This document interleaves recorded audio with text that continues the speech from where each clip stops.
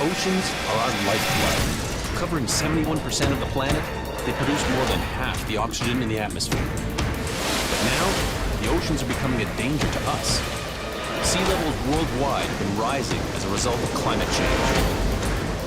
A lot is at stake, especially for the Pacific nation of Tuvalu. If the ocean continues to rise, it's at risk of being completely submerged. Will Tuvalu be the first country to be wiped off the map by climate change?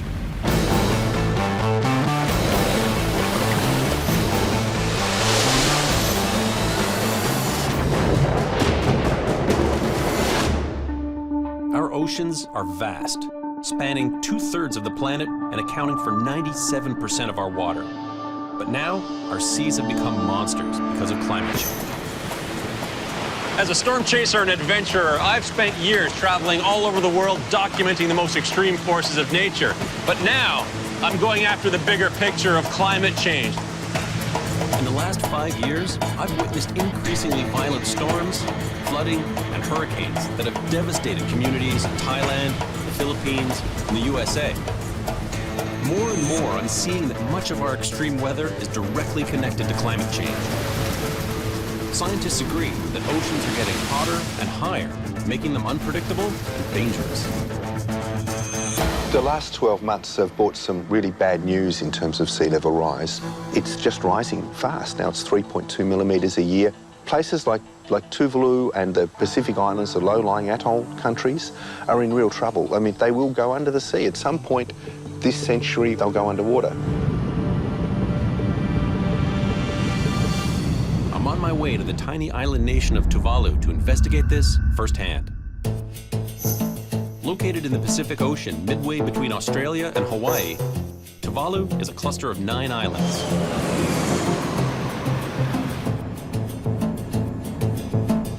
My arrival here in Tuvalu is ominous. There's torrential rain and the whole area is flooded.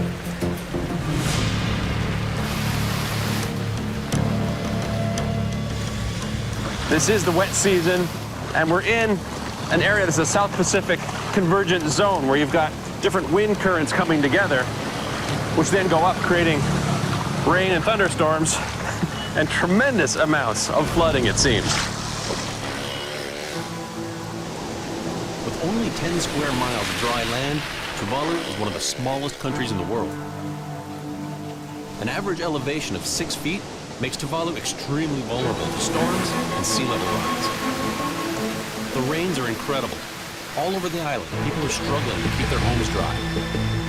Usually when this place floods out, it's from the sea, which is about 30 yards that way. Today, torrential thunderstorms, freshwater flooding. This island can't catch a break. I meet with local meteorologist Tuvalu Katea. So it's been a busy 24 hours for you. You've never seen this much rain in 24 hours. And we measure around 347 millimeter in one day. That sounds like something you'd get on a mountainside in a cyclone. That's history. And it's not linked to any tropical cyclone or what. I mean, it's just a rain band, a convection zone, really active right on top of Tuvalu. Just perfectly aligned right on top of the island for hours and hours and hours. Tuvalu experiences seasonally high tides that the locals call king tides. But in the last few years, these tides have been changing. We call it king tides. That's the normal high tide. The normal high tide, but it's higher than normal. If the king tide was yesterday, combined with the storm and the flooding, and maybe a little bit of surge from the storm, that would be catastrophic. Yes, of course. Because of our elevation really low, so low-lying places and coastal areas get inundated and eroded. It's not just you that's being affected, it's everyone else. It just so happens that your island is very low. Yes. So it's going to be seen here first. We are the front line. Tuvalu has few natural defenses against these high tides. One thing the locals have done is to try and help prevent the king tides by putting these barrels filled with concrete. Of course, not really working so well here. A few of them been knocked down during a storm. The concept seems sound, but the implementation, I don't know. The island can barely cope with tropical downpours, let alone more storms.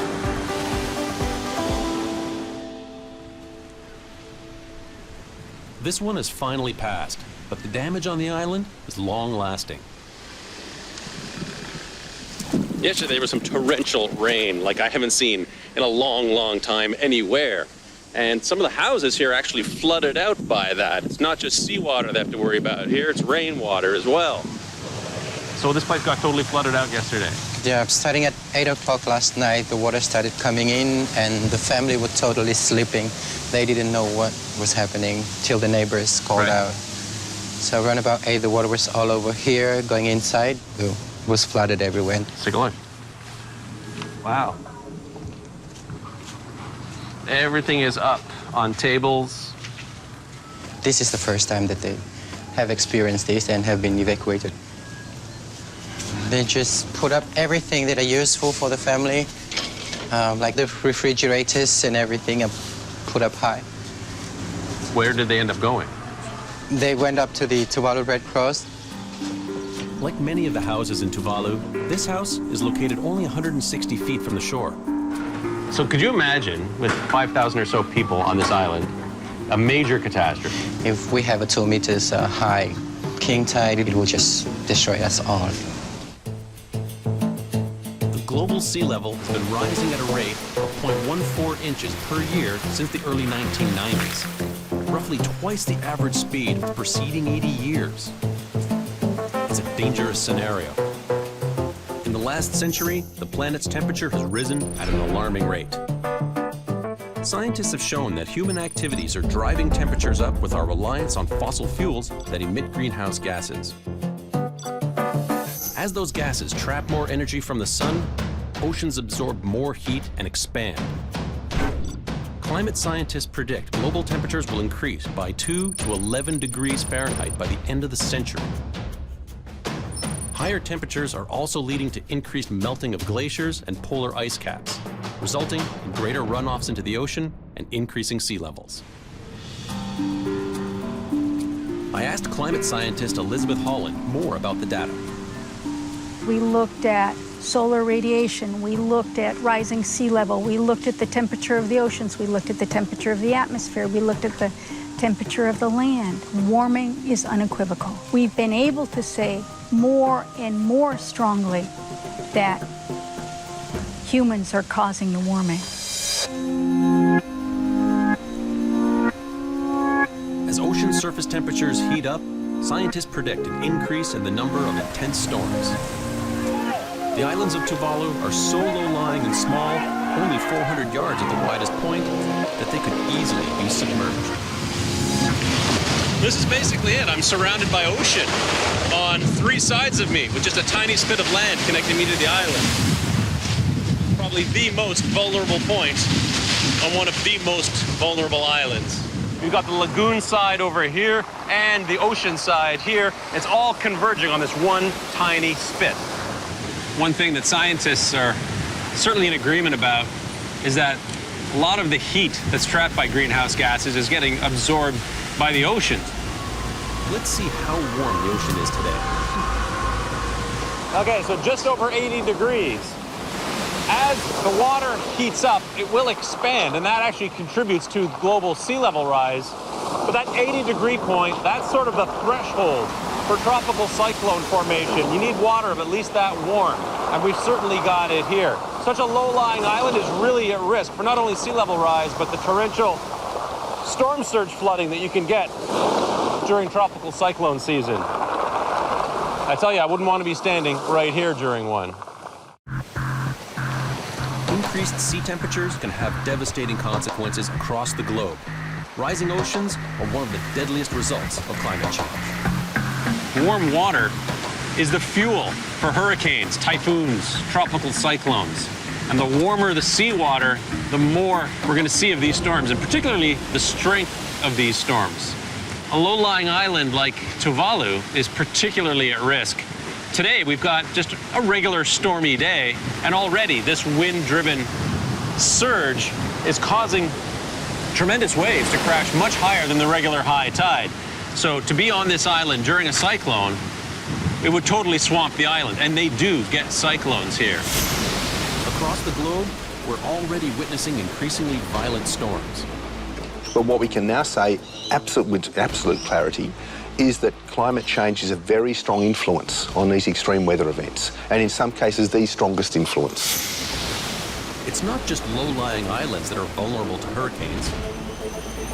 New York City, which is only 33 feet above sea level, was brought to a standstill by Hurricane Sandy. I was in New York for Sandy, and even though I've been an active storm chaser for over 15 years, it is one of the most intense storms I've ever experienced.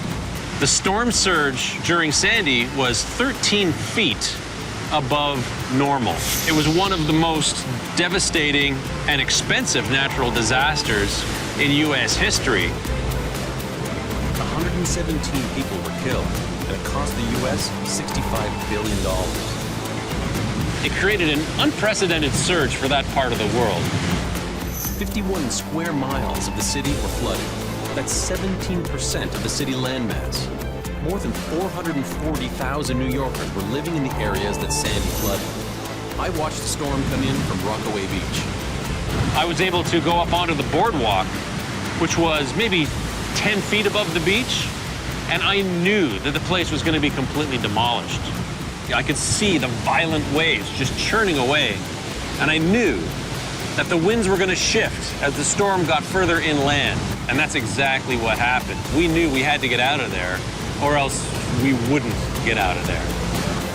I drove to higher ground, but all around me, whole neighborhoods in Queens and Brooklyn were underwater.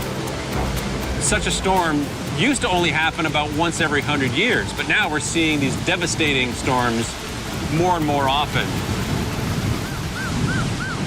Only 1 year later, on the other side of the world in the Philippines, Typhoon Haiyan hit, killing over 6,000 people. Typhoon Haiyan was probably the strongest storm to ever make landfall. It was a Category 5 typhoon that hit the city of Tacloban directly. The storm surge with that was completely devastating. It came in like a tsunami. The Philippines gets hit quite frequently. They're used to typhoons. They've never seen anything like this one. It was so devastating that it was almost beyond comprehension, the level of damage and destruction that was caused by this storm. And I think that as sea levels get warmer and higher, it's inevitable we're putting ourselves at greater risk to the wrath of these marine storms, whether it's a hurricane, a typhoon, a tropical cyclone. They're all feeding off of this warm ocean water. And the sea surface temperatures have just been going up and up and up.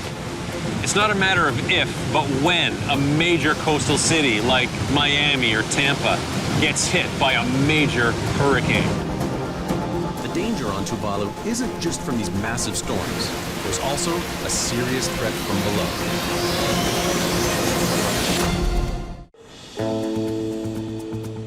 I've come to Tuvalu in the South Pacific to witness firsthand the effects of climate change. For a little bit of perspective, about 80% of the island is no more than 4 feet above sea level. The highest point being about 15 feet, and about 40% of the population lives within 100 yards of the ocean. If there's any place in the world that is at the mercy of the sea, it's this place right here. The rising seas are also forcing farmers to abandon their crops. Salt water from higher tides is soaking through the ground, contaminating the underground source of fresh water and destroying crops. Indigenous food, such as pulaka and coconut, are being destroyed. Reverend Tafui Lusama is deeply concerned with the impact of rising sea levels. If salt water intrudes into it, it kills all our traditional plants. Land and the sea are the sources which sustain our livelihood daily. You lose your land, you lose your life.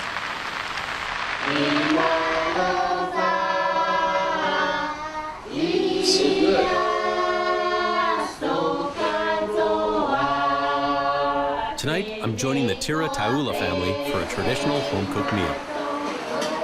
But foods like this are becoming harder to harvest. This is a steamed fish. Definitely very hot. Red fruit and banana with talolo, cooked with talolo. Local foods may soon be a thing of the past.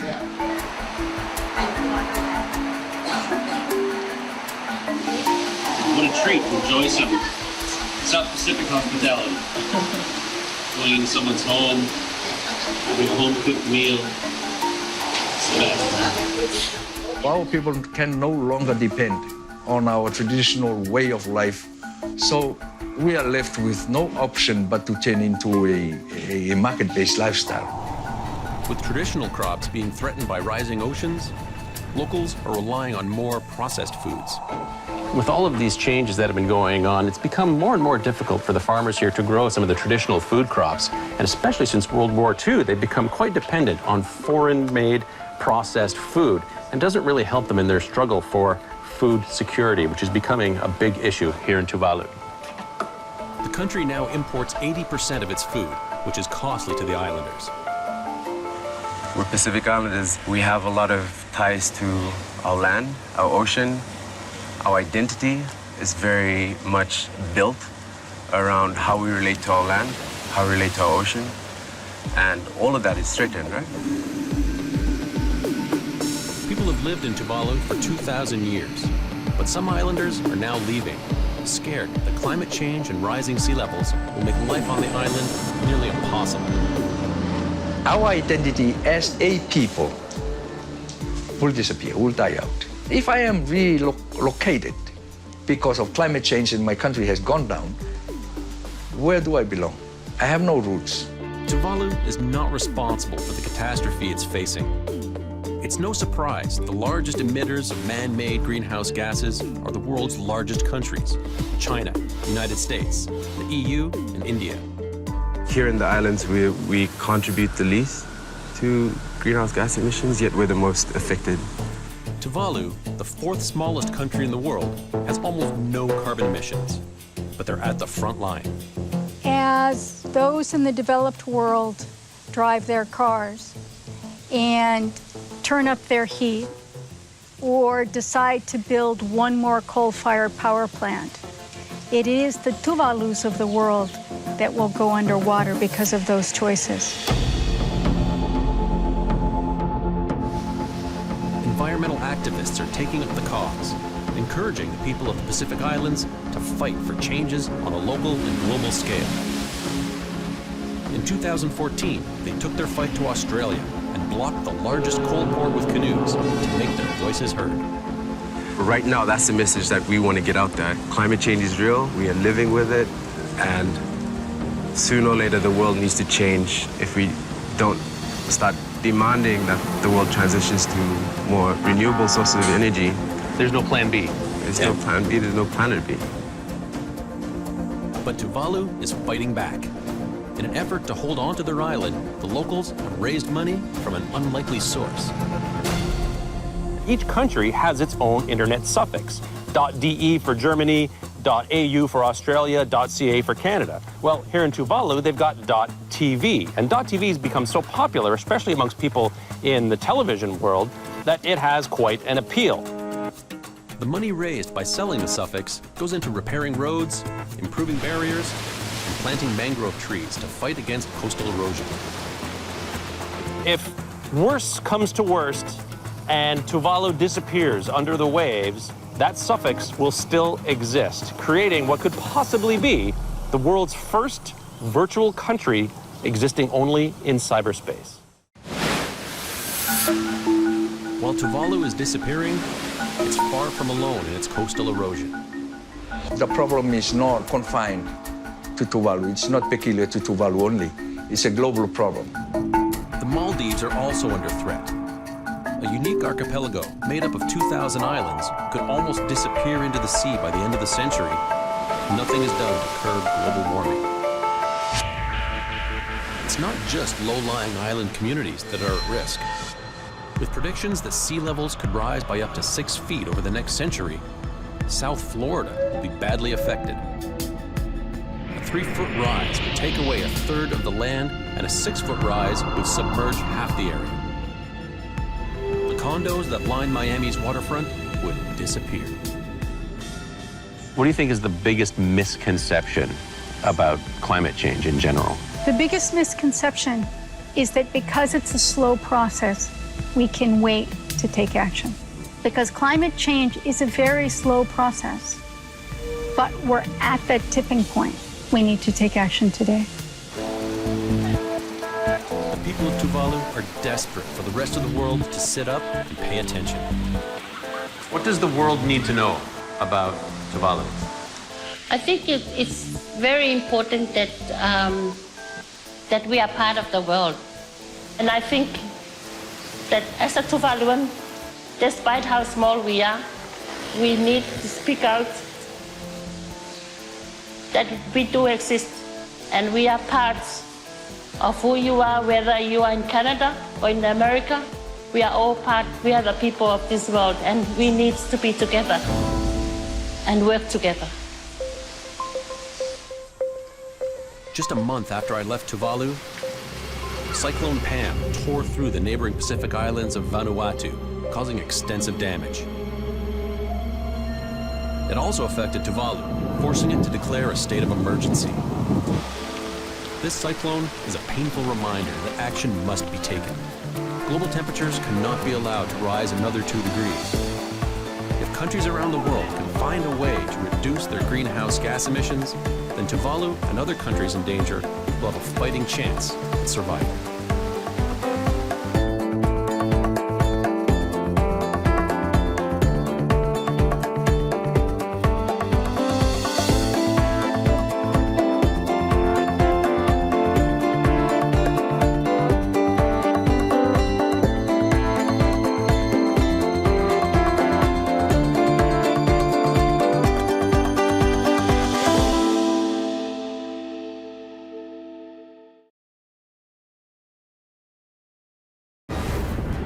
There's a tornado right there. Guys, everybody go. The wind started howling and you could hear the roar coming. Looks like a 5,000-pound bomb hit the middle of town and blew up.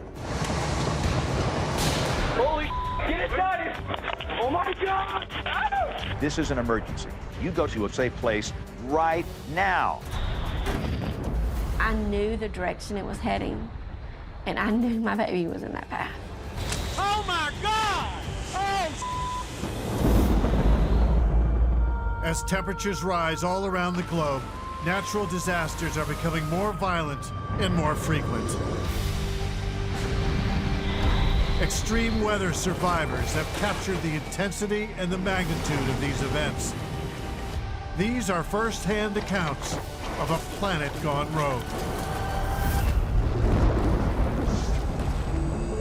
April 27, 2011 was the worst day on record in Alabama. 62 tornadoes touched ground and 252 people died in less than 24 hours. James Spann spent most of that day on live TV, trying to save lives. Get away from the door! The most important part of my job is to provide adequate warning for storms that can kill people. And if we're not successful at that, we're not successful at anything. At 5:40 a.m., James Spann joins his colleague, Jason Simpson, who's been on the air since 3:30 a.m. I want to show you this from the graphic system. The Storm Prediction Center has placed Alabama in a high risk of severe weather today. We all knew it was going to be bad. It's going to be one of the worst severe weather days that we'd ever seen. We've got James Spann. Thank you very much. When he walked in the door, for me, there was a feeling of comfort because I knew I wasn't going to keep fighting this fire alone. In addition to radar and satellite data, Spann and Simpson rely on professional storm spotters to provide what they call ground truth. We were one of several teams that worked for James Spann at his TV station.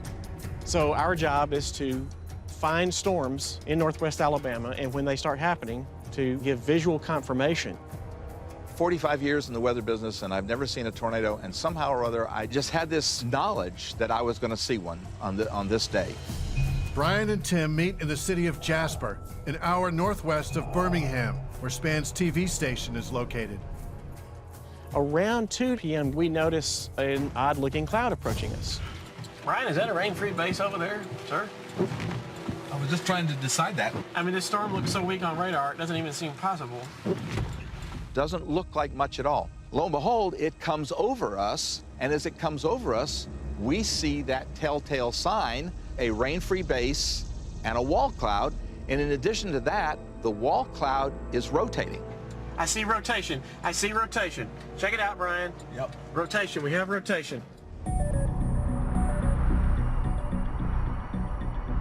It takes a severe thunderstorm to make a tornado.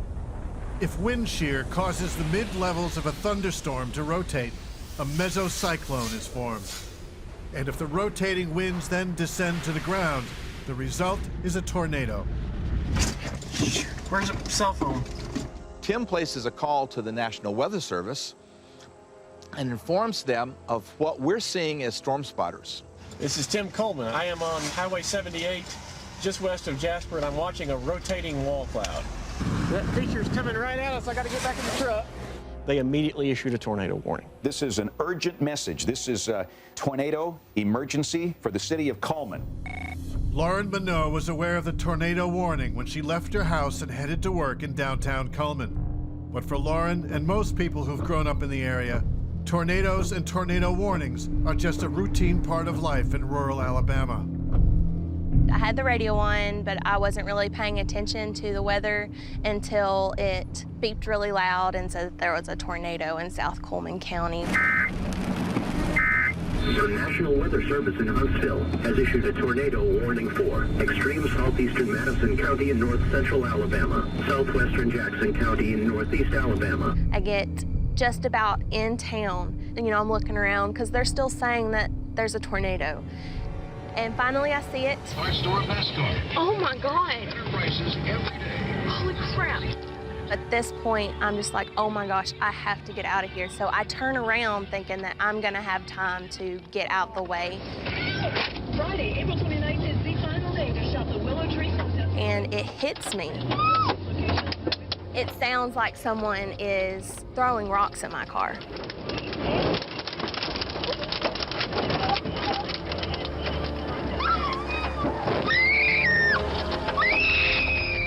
And at this point, I feel like I'm being lifted up because I had that weird feeling in my stomach, like when you're riding a roller coaster.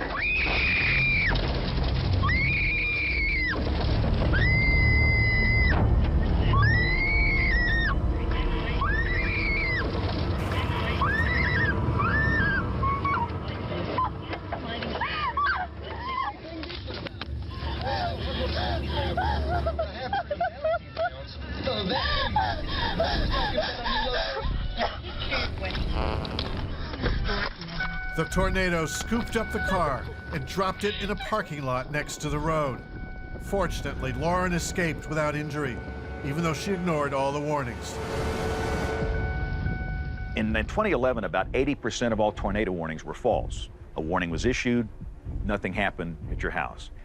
And after repeated warnings like that, where nothing happens, it's cry wolf, the boy that cried wolf. And we know that people seek confirmation when they hear a warning. They believe it when they see it. They turned on the television and we had the live stream of the tornado. There it is. And again, this is coming right through the middle of downtown Coleman. You can see the debris. The live streaming images broadcast on TV left no doubt in Kim Cross's mind that this storm was dangerous and deadly. She's a journalist and longtime Alabama resident. When we first saw Coleman on TV, you get this terrible feeling in the pit of your stomach. You think, my God, people could be dying. I'm watching on TV as people are dying. I grew up with tornadoes. I remember being in first grade and having to do tornado turtle, where you get down in the hallway and put your, crawl up in a ball and you put your hands over your head and protect your head. The tornado turtle is a leftover from a nuclear bomb awareness film dating back to the Cold War era. And the air raid sirens, many installed during World War II, are no match for the deafening roar of a tornado. You might hear a siren on a calm day with no storm, but during a raging thunderstorm that is 65,000 feet tall, with a tornado and driving rain, in unbelievable thunder, you can't hear a siren. They're worthless. But if they see a tornado live on television, then they will do something. The Coleman tornado was an EF4. EF stands for Enhanced Fujita, a scale which classifies tornadoes from 0 to 5 depending on the wind speeds and the damage they inflict. The Coleman EF4 stayed on the ground for more than 65 kilometers, and close on its heels, an EF5 tornado slammed into the city of Hackleburg. So if you have family that live in Lawrence County up around Moulton and Hatton, call them now. Let them know that there's a large violent tornado on the ground moving across Lawrence County. After it flattened a Wrangler jeans factory, the EF5 continued northeast, headed straight towards Carrie Kirby and her family and friends. The last thing they said on TV before we lost power was it just hit Phil Campbell. It's headed towards Mount Hope. If you're in the path of Mount Hope, get out. So we got in the truck and came down here and got in. And it was bad. It was bad. Carrie's neighbor, Billy Little, is a chicken farmer. Just a few hours before the twister hit, Billy saw Carrie and her husband Hal in town and invited them to ride out the storm in his cinder block shelter. You know, it was real black back in there. You know, it's just a black cloud. But yet I was looking back in there over in woods, and the tornado was drawing that energy, and it was clouds. I mean, big clouds just rushing towards it. You know, it looked like it was doing 200-300 miles an hour. You could see a wall of rain and stuff moving I saw that way. Black and gray mist looking that it was rolling in front of that wall. Hail the size of golf balls started dropping from the sky, the telltale sign of the cold front that fueled the twister. Then me and Billy were looking at the balls of ice, and one hit you on the hand, didn't it? It hit me on the hand, and my son, he was running, and one hit him on the head before he could get in there. And then I could see gray smoke just rolling towards us. And that scared me to death when I saw that. So I got back in the shelter and sat down, and I was silently praying they would hurry up and get in the shelter and close that door. Hey, it's coming right over us. Yeah, I ain't never seen nothing like this. Hey, look at that, boy, it's getting dark. Look here, Lord, have mercy. I ain't never seen nothing like this. When they got the door shut, it didn't last but 30 seconds of quiet before we could start hearing the tornado coming, and it sounded like a jet airplane to me.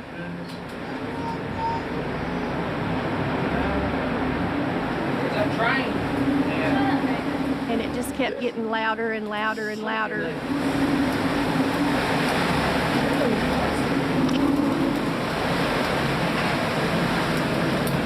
And then we could start seeing mud and pieces of leaves and trash being thrown up under the door into the shelter with us.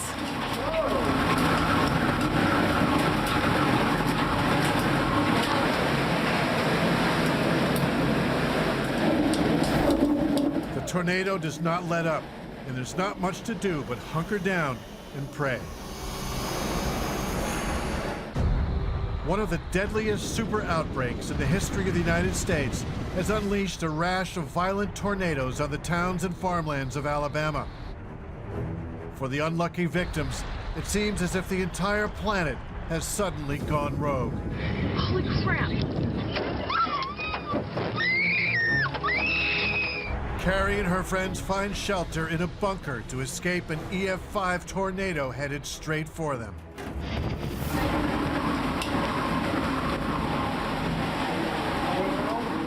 I just was hoping that the roof would stay on and the door would stay shut. Jimmy, it's right on top of us. Don't open the door yet, please. Don't open the door yet, please. When the terrifying sound of 320 kilometer-an-hour winds and flying debris finally subside, some of the men try to exit the shelter. Power lines have blown over the door here. Well, over our door right here. Over that door. We stuck. They're alive and well, but there's no telling what devastation lies beyond that door, or how long they'll be stuck inside. Finished with Mount Hope, the violent long-track EF5 tornado plowed through several more rural towns, leaving behind a wake of destruction over 210 kilometers long, with 72 people dead. But there was more to come, as storm spotters Brian Peters and Tim Coleman would soon discover.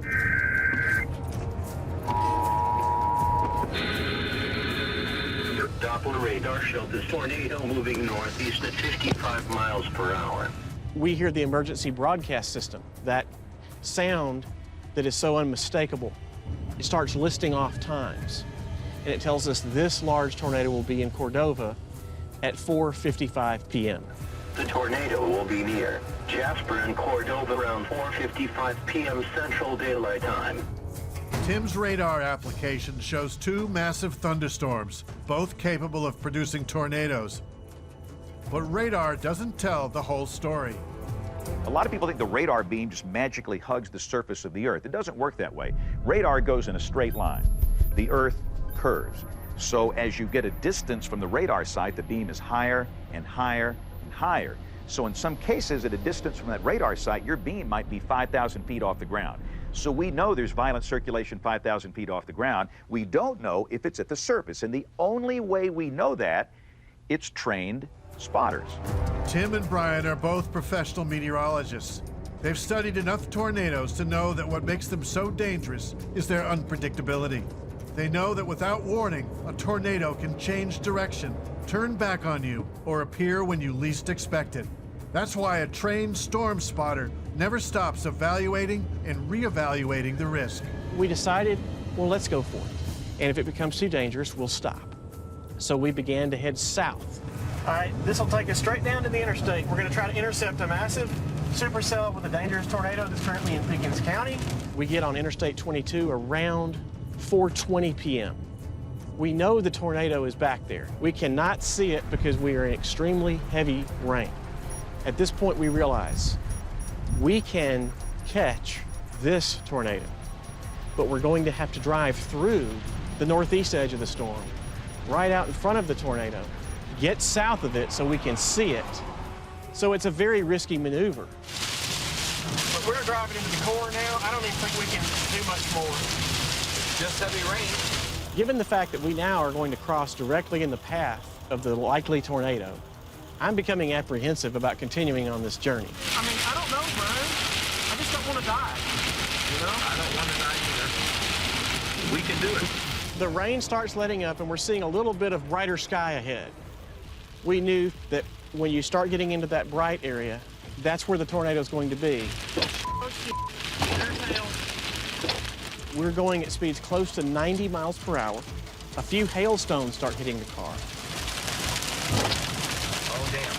I hear hail.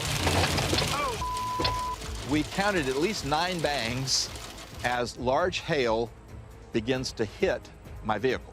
They were at least golf ball size. So we want to get under the overpass? We're getting hail. Oh, I mean, we're directly in the path of the tornado now. Brian then starts asking me, should we stop? And I said, no, we cannot stop here. We are directly in the path of the tornado. If we stop here now, we will die. Just haul ass! You got a good view coming up right here. There's the tornado. Okay. Oh my God, it's there. I see it. Just keep back, keep driving. Drive. Just keep driving, man, because it's coming at us. Where's my phone? Let me have my phone. Drive. My first thought was, I need to call James Spann at ABC 3340. This is Brian Peters. Can you patch me through to James? My second thought was, it's happening. After 45 years in the field of meteorology, I'm finally seeing a real tornado. I'm on I-22 and we've got the tornado in sight.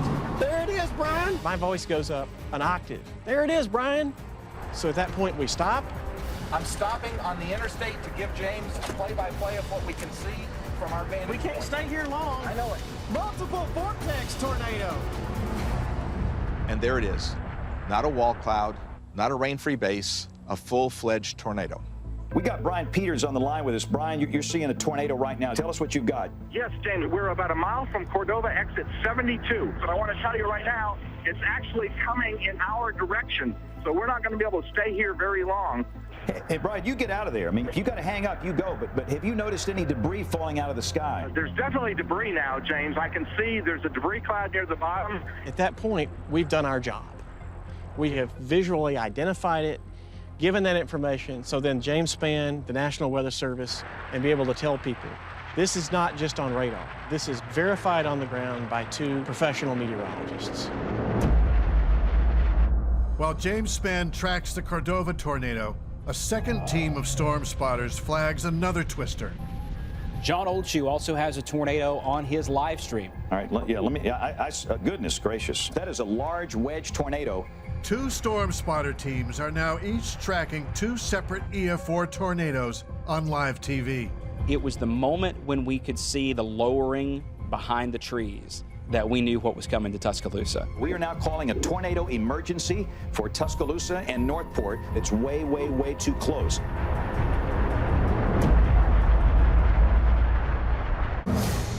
On April 27, 2011, one of the worst tornado outbreaks in U.S. history is barreling through the state of Alabama and has already claimed dozens of lives. Get away from the door!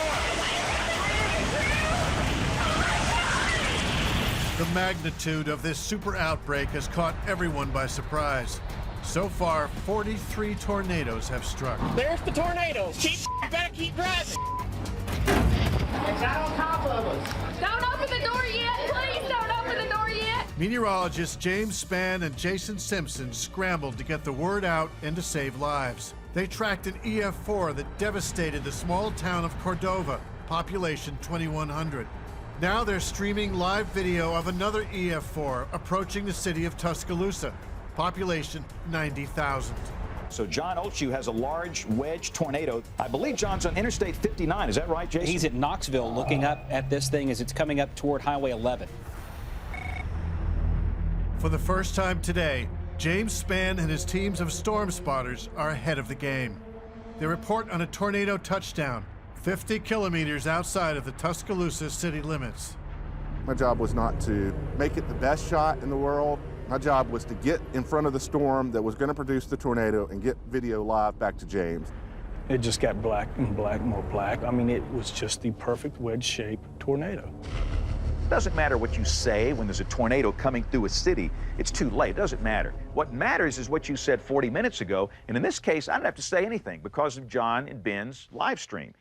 There it is. This is an emergency. You go to a safe place right now.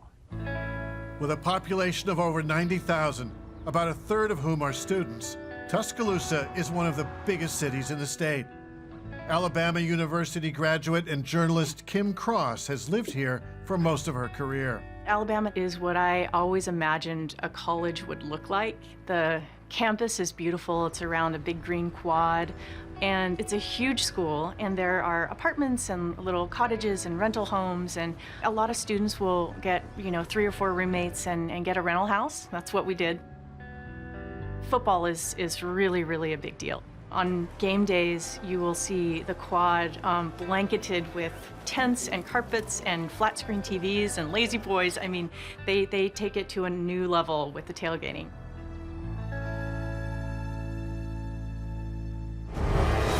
But today is not that kind of day. A large EF4 tornado is fast approaching the heavily populated college town. Let's look at the Tuscaloosa Skycam. Jason is working that. While Spann tries to convince his audience to take shelter, 2 young daredevils, Ryan Chandler and Nate Huguet, have ideas of their own. I'd always wanted to chase a storm, so I posted a tweet about who wants to chase a storm with me. My friend Nate said I'm in. Nobody should be driving. Everybody down there listening to me on radio in Tuscaloosa, stop now at the next exit, the next convenience store that will let you in. At this point, it's still lighthearted and fun, and we're making jokes. As we get on 359, we start to be able to see the tornado. If you know anybody that maybe doesn't have electricity and cannot watch us or listen to us, make a call. Let things huge. The camera, for those of you that are watching maybe for the first time, this is on top of the Tuscaloosa County Courthouse. We're looking back up a little bit so that it's not so shaky, but look at that. Right, and this thing is still southwest of downtown Tuscaloosa. Moving north. That's southwest of downtown Tuscaloosa. There it is. You can see debris in the air. Look at the debris. Look at the debris in that. Goodness gracious. This will be a day that will go down in state history, and all you can do is pray for those people. The twister has been on the ground for close to half an hour. There's a tornado right there. Guys, everybody go. Wreaking havoc through the city suburbs. It is right in there. With smartphones and digital cameras, awestruck residents capture images of the tornado as it marches past. Oh my God. Towards the heart of downtown Tuscaloosa at McFarland and 15th Street. This is a large, violent tornado coming up on downtown Tuscaloosa. Be in a safe place right now. So now we're starting to see the flashes. There it freaking is. Oh my God. Okay, speed up. It's out the passenger window, so of course Nate's filming and looking at it, and it's not until it's right on top of us that I actually get my first view of it. Go, Chandler. Never in my life will I see this again. I turned the car around so that I have the opportunity to see the storm out the front windshield. Chandler, do not go back that way. Nate, film it. I am. And it's right there in front of us. There's two of them. We need to go that way. Chandler, go back. We're fine. Chandler, go the back. I'm not kidding. This being my first opportunity to see the storm, I'm kind of like a moth to light at that point. I'm just gonna sit there, and he yelled at me and told me to go back. So we put the car in reverse on the wrong side of the interstate.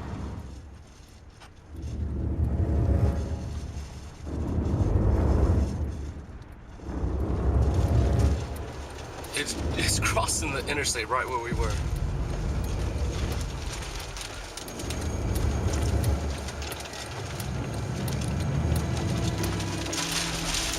Oh my God.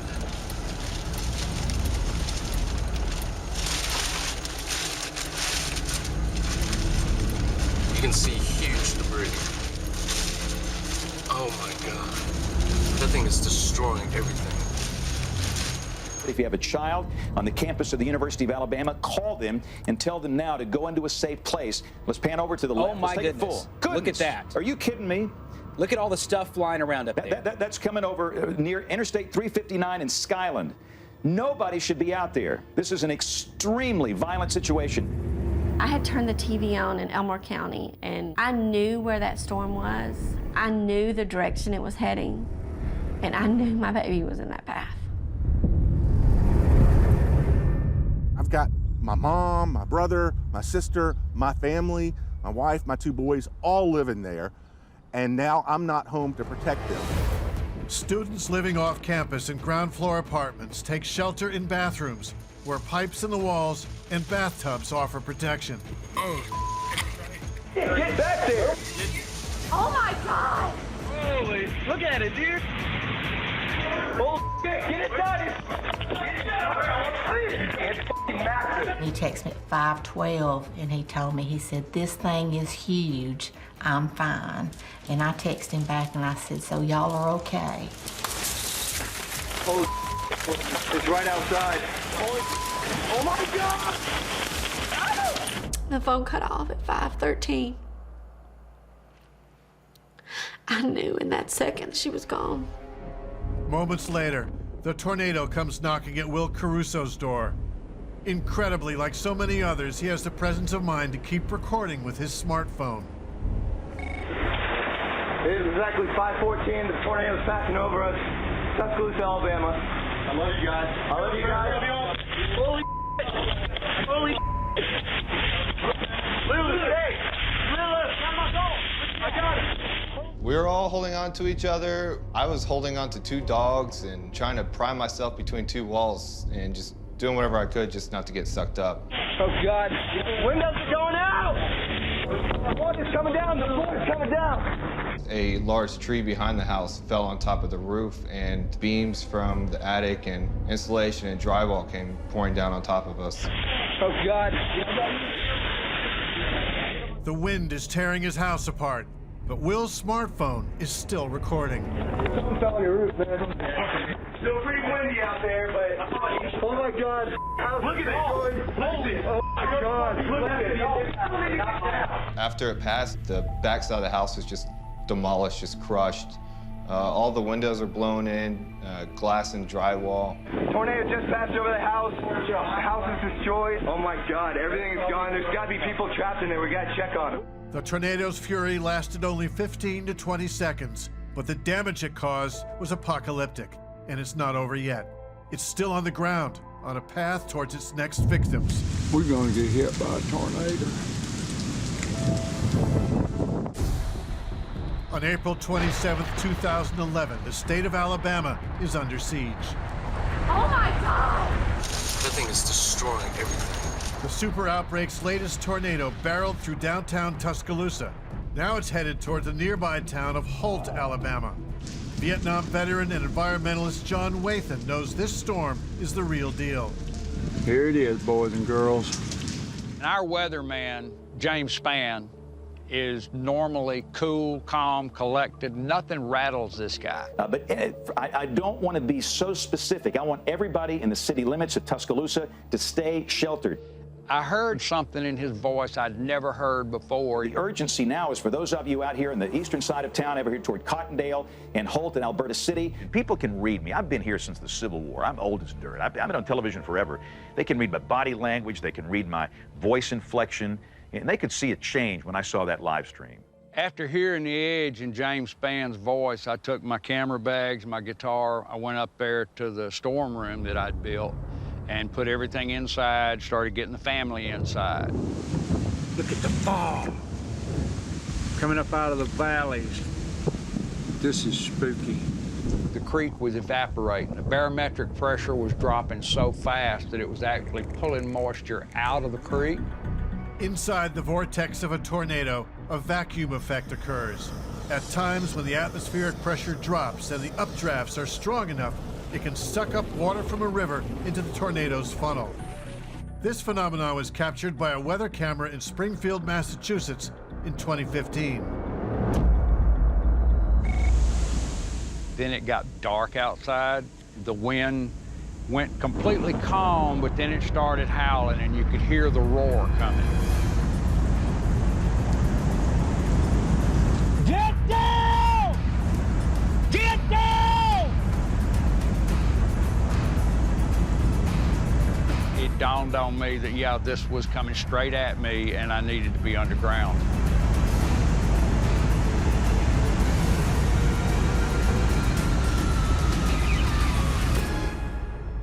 That's where I cut it off and ran underground. That's a dumpster in the air right there. When I looked up over the camera and saw that, it's when this is not a viewfinder, this is real. We're in the storm room. Listen. I got one bolt locked on the door when it started rattling. There goes the house. At one point, we could hear what I thought was the house leaving, but it was actually my neighbor's trailer. It picked his trailer up and slammed it up against the house and just demolished it. I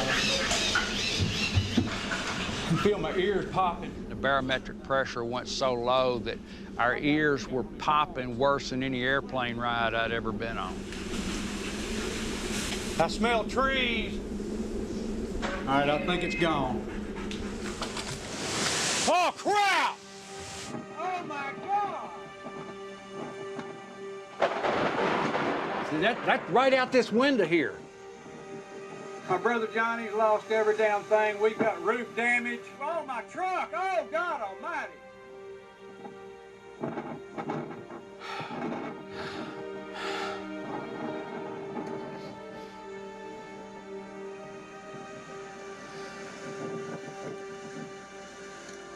Have you seen this lately? No. No. Sorry. It was gone, man. Oh, my God. We were bloody lucky. That house was built right after Hurricane Katrina to withstand 200-mile-an-hour winds. I built it. My God, this son of a bitch. Oh, my God! Oh, my God! I don't like to watch it. Oh, my God!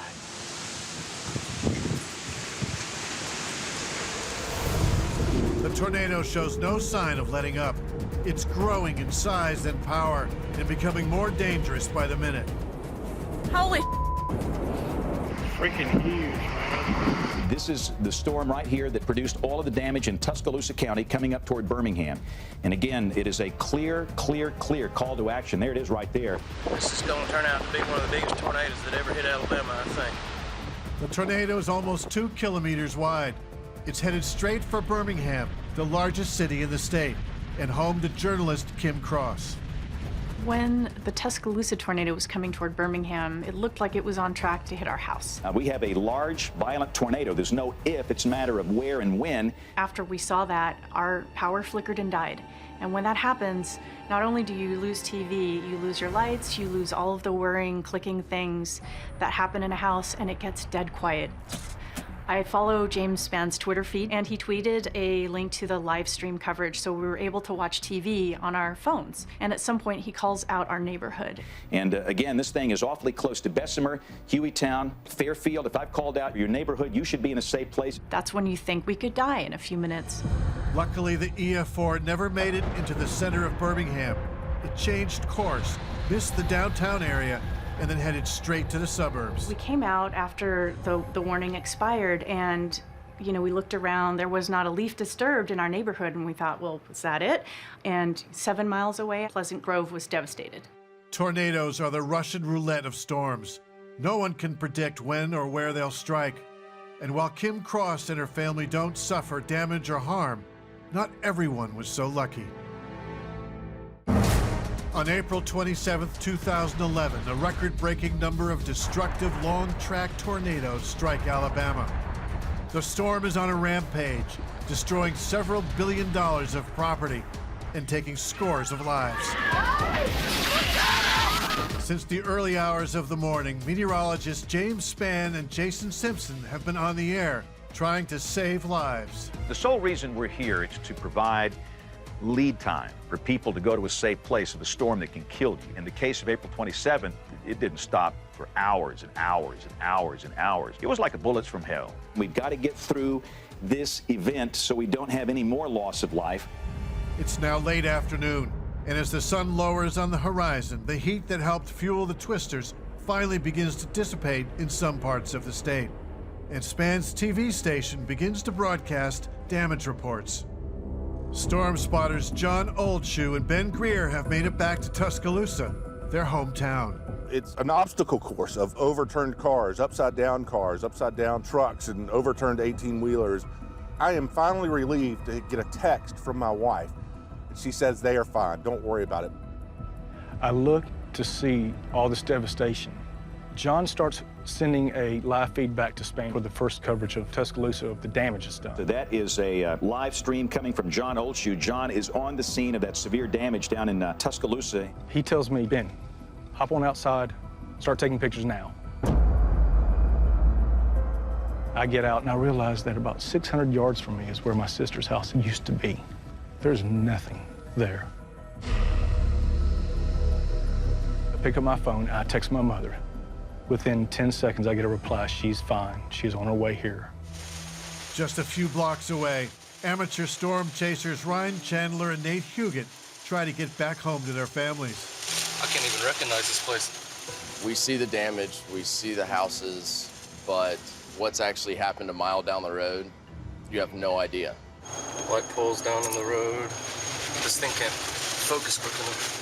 So as we pull up behind the storm, a woman comes running up to the vehicle and we tell her to get in. Come on. Get in, get in. Come on. Oh my God, my dog. Are you okay? Hey, are people okay? I don't know. I can't. Oh my God, my dog dead. Oh my God. Keep we gotta, like there's tons of people out there. I know. Oh my God. So at that point, we get out and start digging people out of their houses.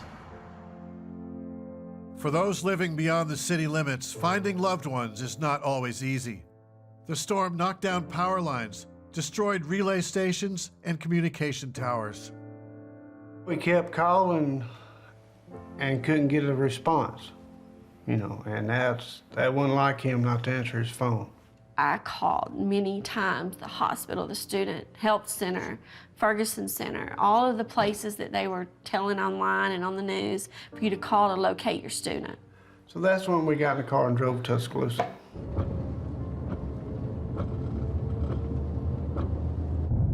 Pratt City, a bedroom community of Birmingham, has also been hit. That's where Alter lives, but he was lucky.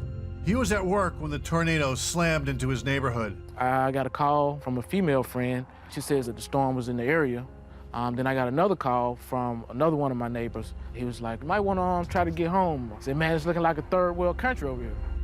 Alter's good friend, filmmaker Tig Knight, filmed as they surveyed the damage. Power lines down, debris everywhere. Devastation. Yeah, people just everywhere. Siding thrown everywhere, everything was in the yard. A neighbor's house, I could see directly into his kitchen. And walk in the house and I could just look up and I could see the sky just like I can see it right now. It was almost like it just had a sunroof. The top half portion, the roof was completely gone.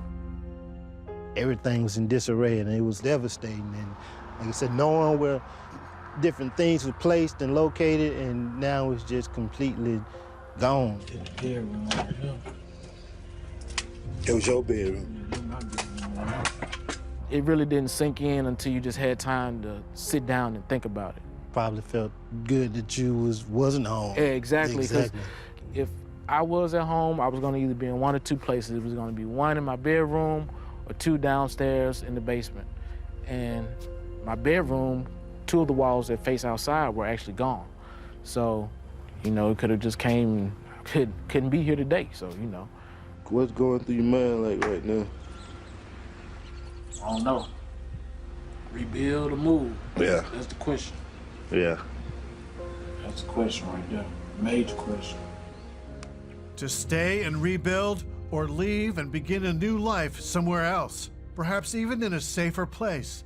That was the question on a lot of people's minds that day. An unprecedented tornado outbreak strikes the southern United States on April 27, 2011. The hardest hit are the residents of Alabama, where over 50 tornadoes have touched down so far and wreaked havoc. Carrie Kirby and her husband Hal found shelter in Billy Little's bunker, but now they're stuck. Power lines have flowed over the door here. Over our door right here? Over that door. We stuck. So 3 or 4 of them put their shoulders up against the door and shoved until they got a big enough crack that Hal could stick his head out the door.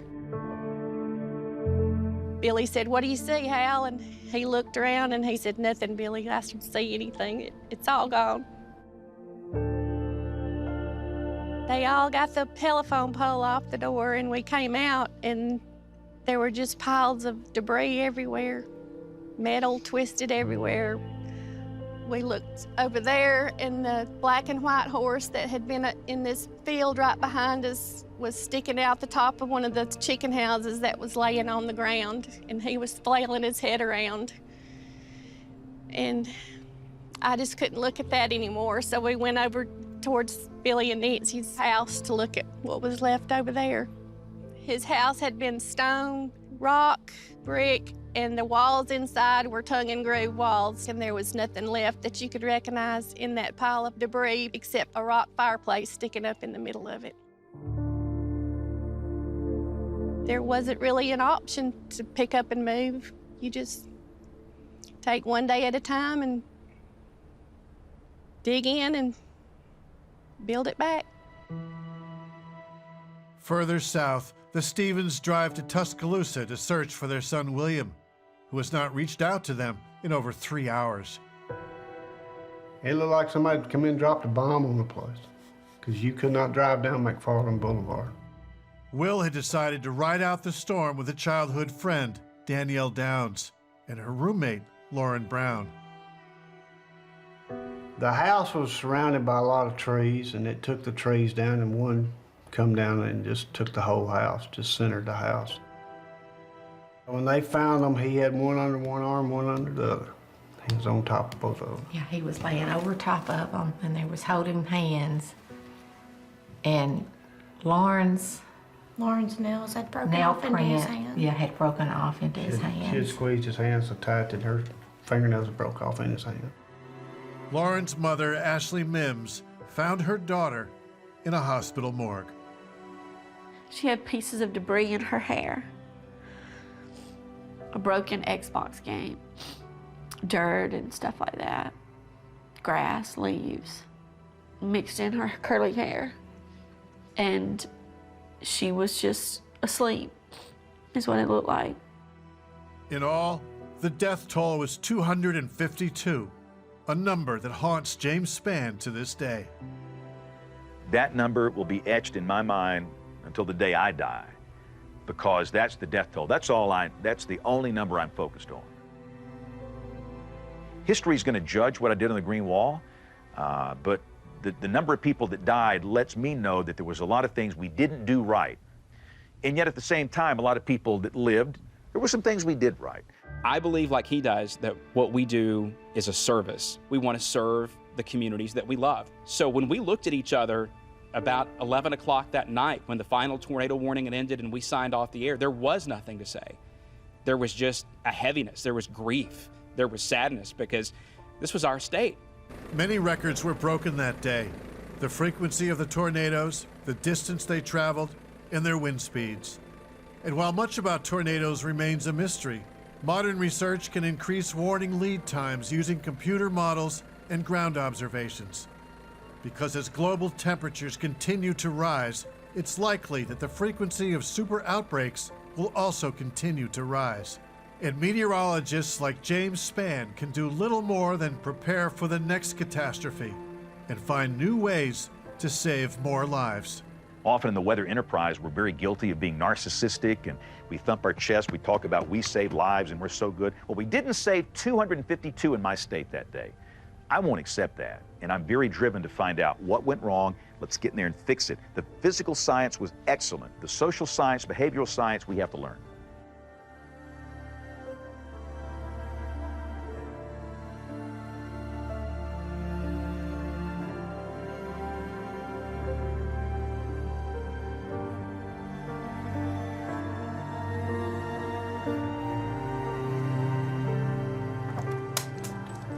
Come on, Reeves. Reeves, come on.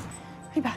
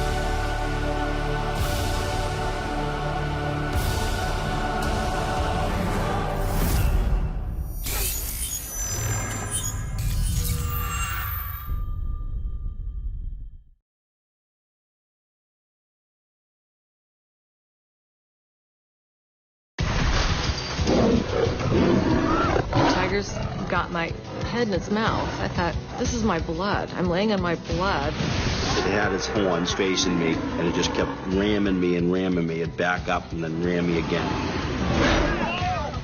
His hand is bleeding, just pouring the blood. I couldn't believe what was happening to us. It's everyone's worst nightmare, being eaten alive by a wild animal. In this episode, 3 remarkable stories of caged animals that break free and become killers on the loose. What's it like when you become human prey? There it is.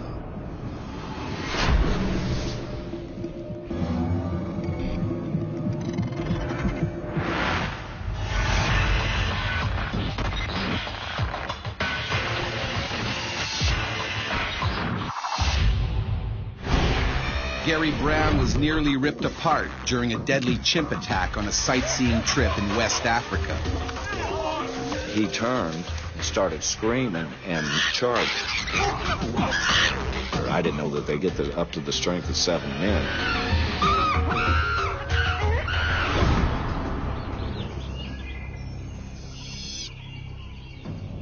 On the west coast of Africa, deep in the Sierra Leone rainforest, a large captive colony of chimpanzees lives peacefully on the 100-acre Takugama Chimpanzee Sanctuary. Bruno, a 200-pound alpha male, is the colony's leader.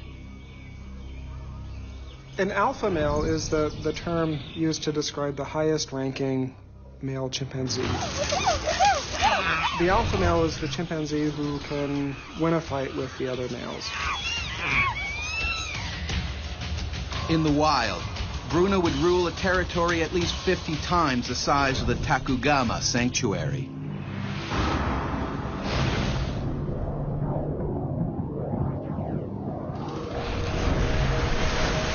Less than 40 minutes away, Texan telecommunications engineer Gary Brown is enjoying a day off at his hotel. Working here is a dream come true. They're hiring in Africa. Anybody want to go to Africa? And I held my hand up and said, I'll do it. I wanted to work overseas. Yeah, let's do it. This weekend, Gary's decided to head up to the mountains with a colleague, along with his friend Melvin Mama and their driver, Issa. I said my days off is going to be spent going and seeing Africa, real Africa.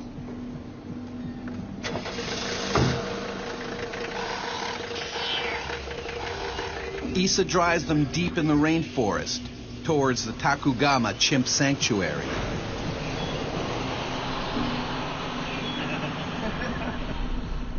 He had told me for 2 weeks before about this place, and other Americans had said, yeah, you got to go up there and get pictures or something to see. It's the largest chimp refuge in the world. Bruno is the alpha male. He's so big. Yes, I'm from Texas. We grow prairie dogs bigger than any ape. You'll be glad he's behind an electric fence. Yeah.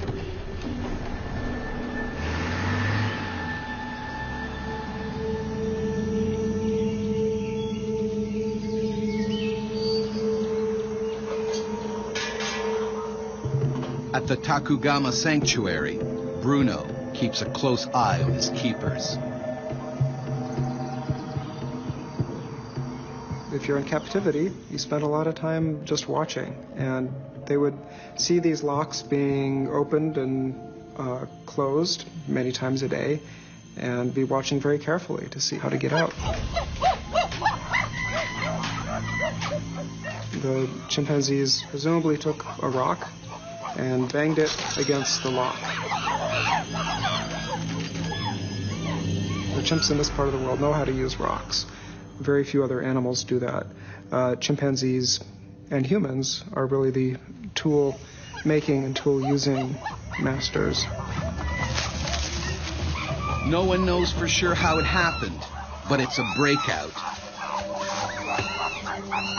Bruno and 30 other chimps escape their enclosure and head for the sanctuary's perimeter fence and the jungle beyond. This is really the first taste of freedom that this chimpanzee has had.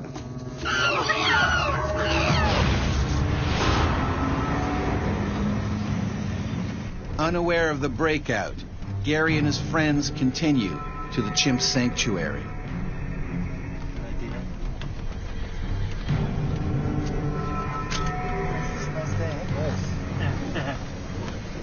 You just look up in the mountains and you're just mesmerized. The trees, the size of the trees, the canopy. Bruno rips through the dense jungle. This is his territory now.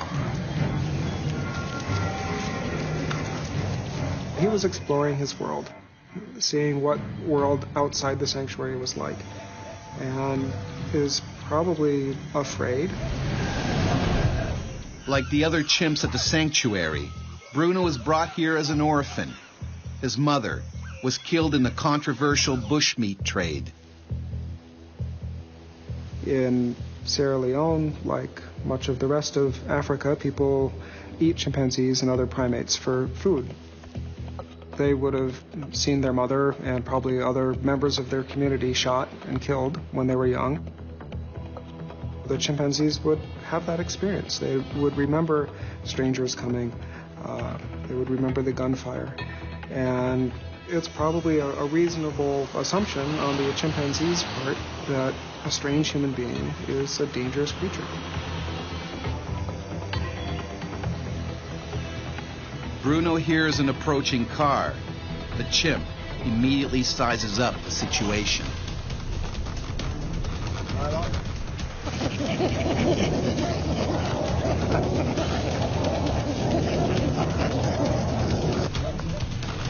Hey, slow down. What is that? Something moving in the bushes. Hey, what is that? I don't know, man, but I want to get a shot of it. Come on, let's go. All of a sudden, out of the brush, this big black thing jumped out.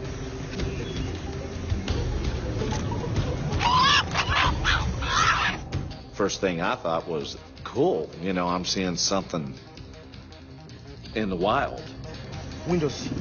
Turn the windows up. Slow down, man. Jesus. Issa quickly recognizes that the huge chimp is charging. It's time to get out. Issa, he just threw the car in reverse and just took off backwards. But fleeing only makes things worse. He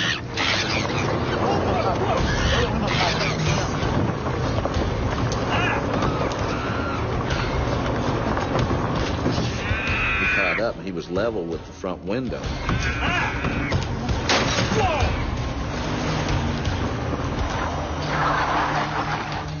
Bruno seems to have disappeared. And all of a sudden, it was just like an explosion.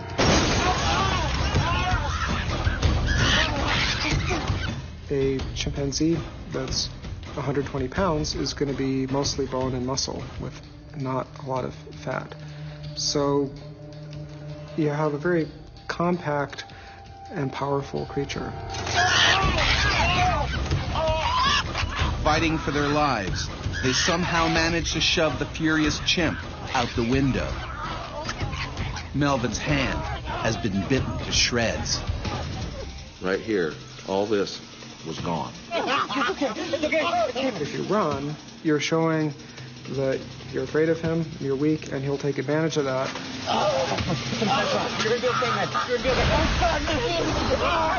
Basically what they're doing is they're doing damage to whatever they can get a hold of and whatever is exposed to them. Not only is Melvin losing a lot of blood, but bacteria from Bruno's saliva could be spreading through his bloodstream. With 2-inch fangs and jaw muscles 3 times denser than in humans, a chimp's bite can be deadly. They need to get to a hospital. Fast. And we were yelling at him, slow down, he said. Find a place to turn around, we got to get out of here. Panicking, he misses a vital turnoff. They're lost.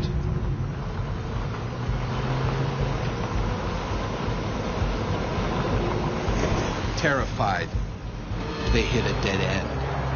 There was a gate that stood probably 10 to 12 feet tall. With their savage attacker hot on their trail. I couldn't believe what was happening to us. They only have one option.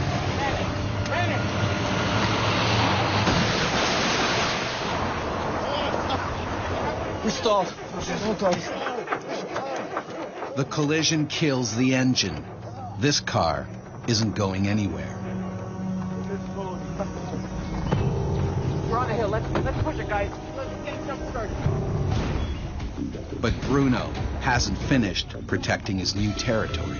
When they tried to escape, that showed the chimpanzee that they were afraid and vulnerable and may well have triggered a chase response. There it is. It's coming back.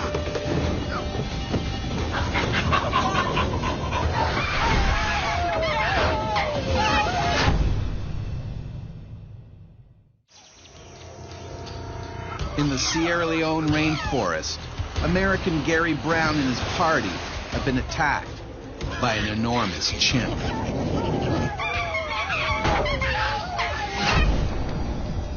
I was blacked out, knocked out, I don't know whatever, but I lost a little bit of time.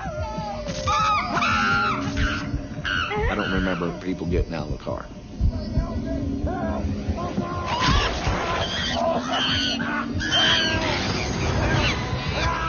Horrified, he spots Melvin on the ground.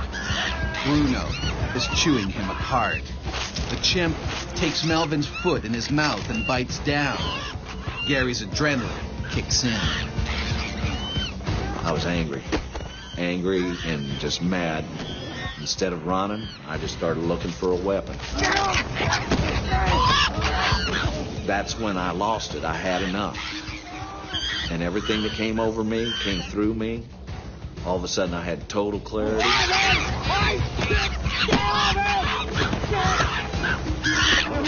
When the chimpanzee saw Gary standing his ground, we would have seen an opponent who was not afraid, an opponent who was angry, and an opponent who could really inflict some damage of his own. I had the tree turned up and was ramming him, and he was trying to get up, and I kept ramming him on the ground. It was a very powerful and hurtful blow, and that was absolutely the right thing to do because it convinced the chimp that if it kept up this attack, it was going to get hurt. Suddenly, Bruno bolts off. The fight was over with him because he kept his back to me. And what I seen when we attacked each other, eye contact, facial expressions, that was totally gone on him now. Melvin is badly wounded. His foot is completely mangled. He's bleeding to death.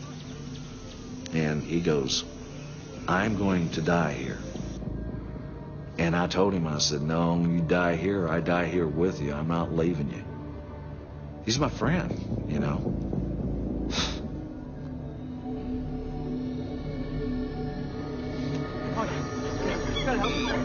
And there's no sign anywhere of their driver. Where's this one? He went for help. We gotta go. We gotta go. I could hear chimpanzees everywhere. We were totally surrounded. We took off down the mountain. These chimps never jumped out. They stayed in the jungle. I kept looking ahead. And finally, we made it out. We made it to the road, the main road. More than an hour later, a passing truck picks them up and takes them to a nearby hospital. Later that day, Gary learns that Issa was mauled to death by the other runaway chimps. Doctors are unable to save Melvin's foot and 3 of his fingers. There ain't 5 minutes don't go by I don't see it. I'm going to have to picture it in my head every day the rest of my life. If you get bit by a snake or a shark or something, it's kind of impersonal and you sort of expect it. But for a chimpanzee, something that is clearly very similar to us in lots of ways, it would just seem a lot more personal, I'm sure. I have no misconceptions. I know Bruno could have taken me apart in a heartbeat. He could have taken me, he was just off guard.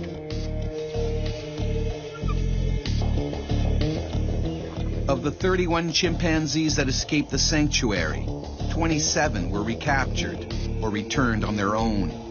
4, including Bruno, are still on the loose.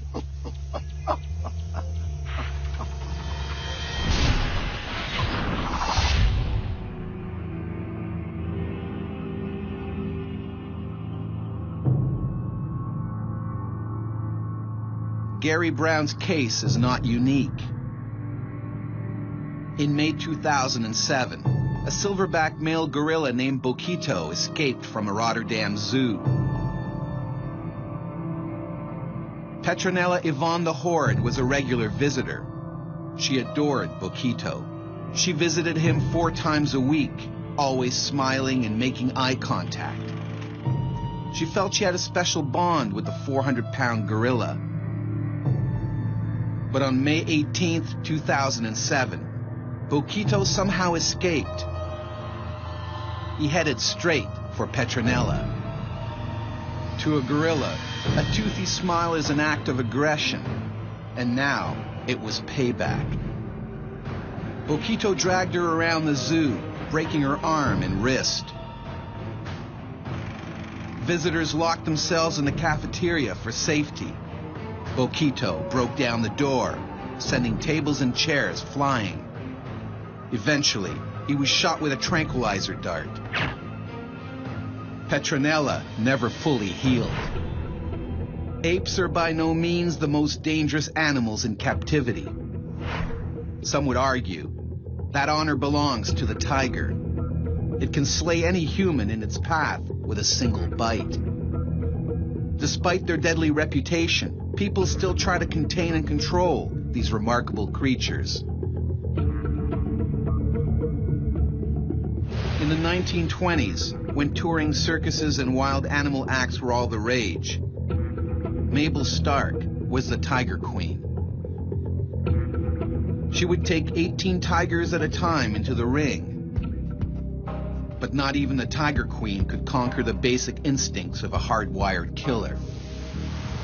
She was attacked 18 times. The worst took place in 1928 at a show in Bangor, Maine.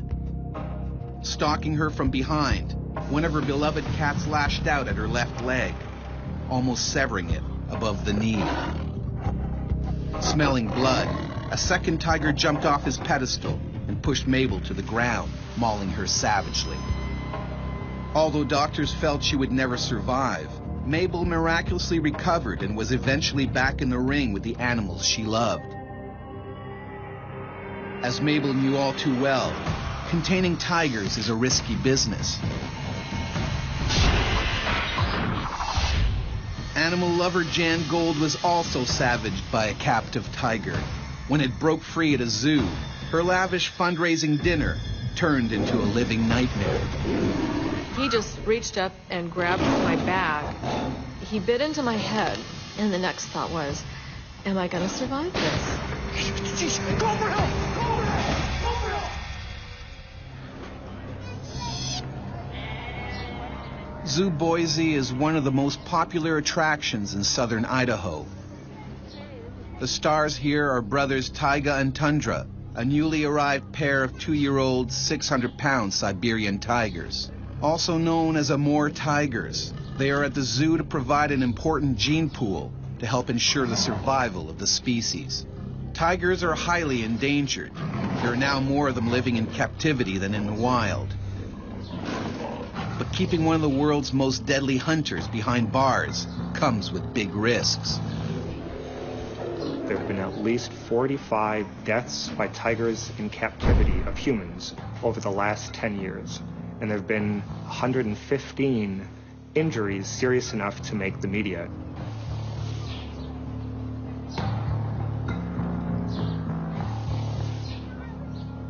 Tonight, Jan is helping to stage a fundraiser called the Feast for the Beast, a name that will soon prove darkly ironic.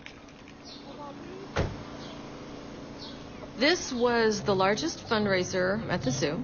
So there was going to be a silent auction, a live auction, some entertainment. All of this was on the park grounds at the zoo. The money will help build better facilities for the zoo's animals. I believe in doing what I can for the animals. I love animals. It's always been a fascination for me. In the wild, Taiga and Tundra would roam a territory 18 times the size of Manhattan. They are natural-born killers who can never be completely tamed. They can slaughter with a single bite. You can see animals at zoos, for example, that look at children running back and forth in front of the cages. There is an interest in chasing these children. Nearby in the tiger enclosure, Taiga and Tundra are getting increasingly hungry.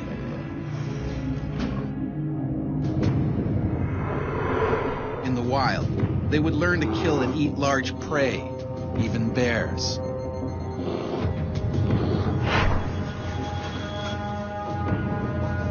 But on the menu tonight is 10 pounds of raw horse meat and vitamins. While the tiger's meal is being prepared, Jan takes care of last-minute details. I had to run some errands and pick some items up for the auction that was going to take place that evening, and it was just kind of setting things up. Around the zoo, workers are finishing off their chores. One of the tiger cages is accidentally left unlocked, but no one notices. Hello, everyone. Allison, it's wonderful to see you. You enjoying yourself? Excellent. Well, the barbecue should almost be ready, and then it'll be over for you. Excellent. Nightfall, and the zoo's social event of the year is underway. It's a good turnout.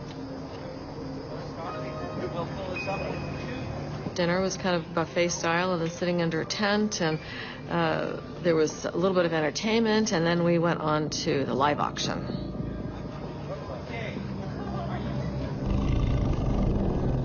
In the nearby tiger cage, Taiga and Tundra are most likely agitated by all the commotion.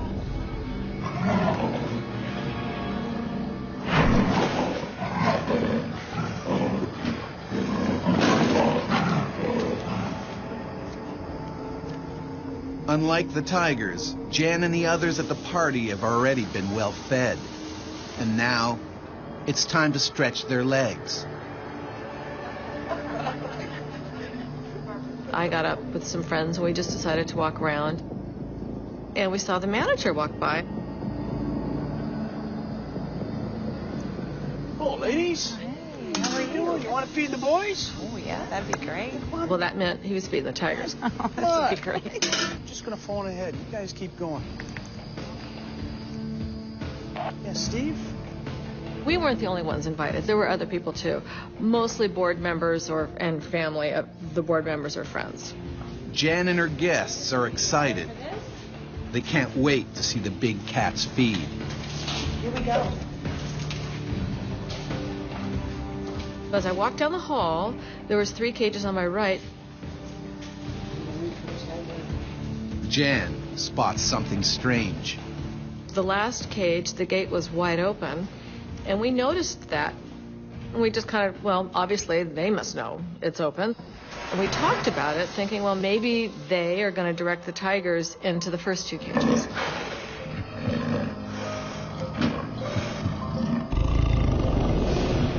Instead, one of the tigers is now heading towards the 3rd open cage.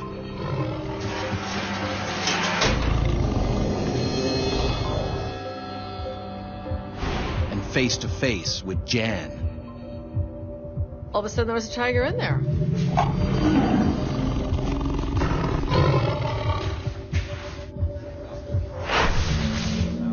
Oh, ladies. How are you doing? You want to feed the boys? At a zoo fundraiser in Boise, Idaho, a cage door has accidentally been left open. And now, board member Jan Gold is face to face with Taiga, a 600-pound Siberian tiger on the loose. It probably never had the door open before. It didn't know what to expect, but it moved forward, and it could keep moving forward.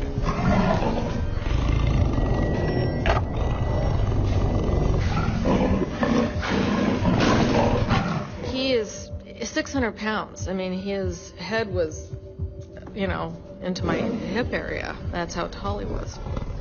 The tiger was probably as surprised as Jan Gold was that they were face to face. And it didn't know what to do, but it did know there was an animal in front of it. At that point, my focus was seeing if I could get this gate shut and keep the tiger in there. But that's easier said than done. Taiga's still not sure how to react. He may not have even seen her as prey because he had never had any experience with live prey. She was just a moving object. But something deep inside said, this is what I'm supposed to be doing. He's moving toward me. I mean, it's a force moving toward me. It was like a few conscious, slow steps because he wasn't stopping, and he was right there. Desperate, Jan tries to buy herself some time. I held my purse in front of him, trying to get him distracted. The only thing you can do in that situation is try to distract the tiger. And those who survive often survive because the tiger is distracted. People throw stones or sticks. And that's when I realized the people were leaving. I saw a couple people with terrified looks on their faces because he wasn't stopping.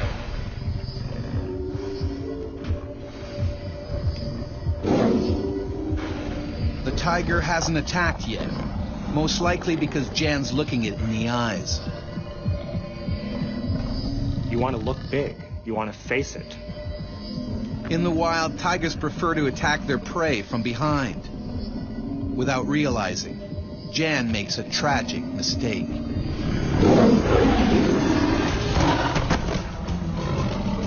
I was down, and it was very surreal.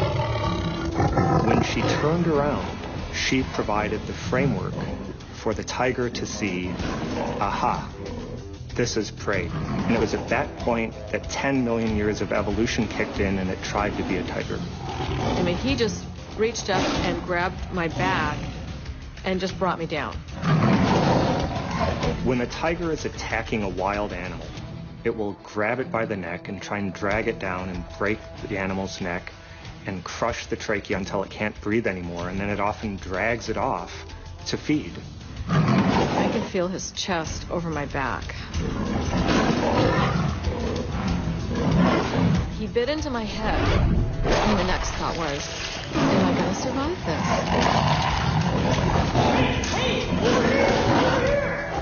this? His powerful 4-inch canines can easily puncture Jan's neck vertebrae, forcing them apart, eventually breaking her spinal cord. He had no experience. He didn't know where to bite, but he bit, and he grabbed her head, and he kept on going. All the others can do is look on in horror. I thought he actually bit through and crushed my skull, and it was so loud. And then he came to a point and just stopped, and he held me there. He just sort of held me. A police officer hired as security for the event takes aim. Shoot the tiger! Shoot the tiger! Get off! Hey! For the veteran cop, it's tricky getting a clean shot. He fires slightly over Tyga's head just to scare him off.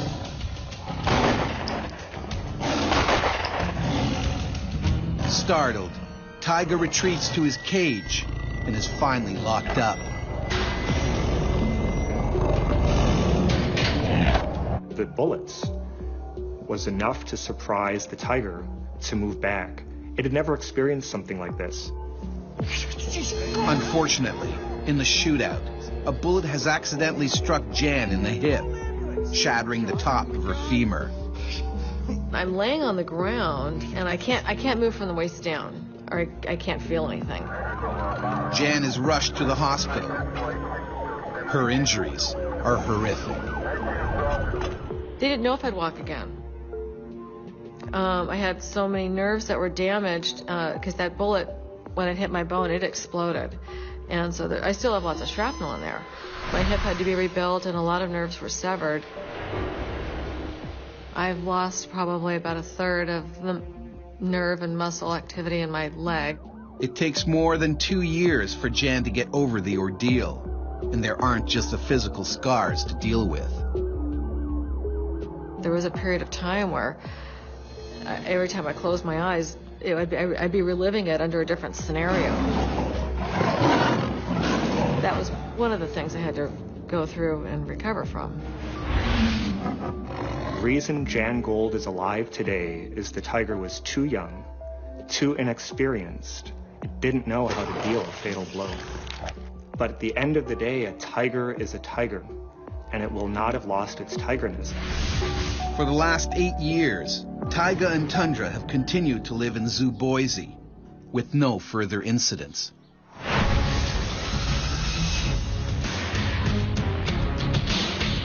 To avoid conflict, most captive animals are kept away from humans.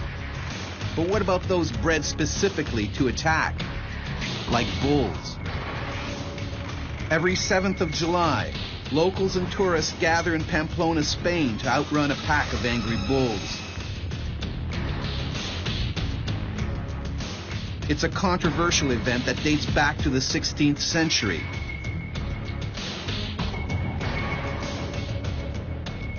As many as 300 participants are injured each year. 14 have been killed since 1910. In 1995, Matthew Tassio fell while trying to avoid a charging bull.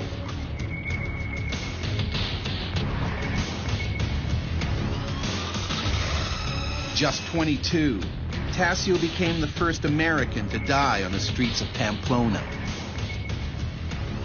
Even matadors with years of training can never completely control a powerful bull.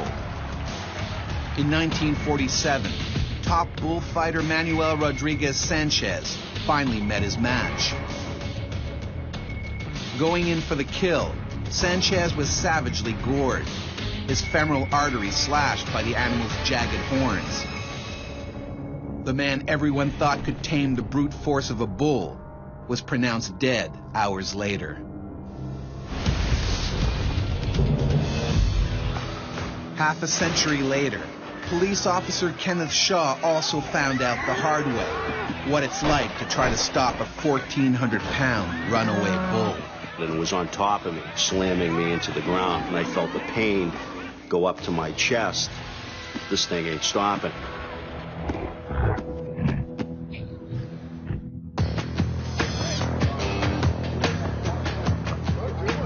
Just north of Boston, in Lowell, Massachusetts, a controversial event is underway, a bloodless bullfight. In this version of the event, the animals are not killed. Nonetheless, bulls that are used are much more aggressive than regular farm animals. They're wiry, they're fit, they're athletic, they're fast, they're angry. So their, if you like, threshold for aggression is very different. So it's comparing a Labrador with a pit bull. As this enormous 1,400-pounder waits to face the matador, he gets increasingly worked up.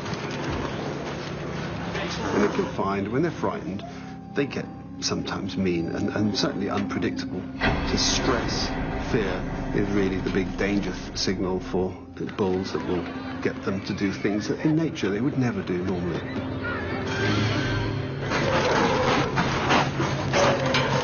And for this bull, that means busting out of his trailer, one way or another.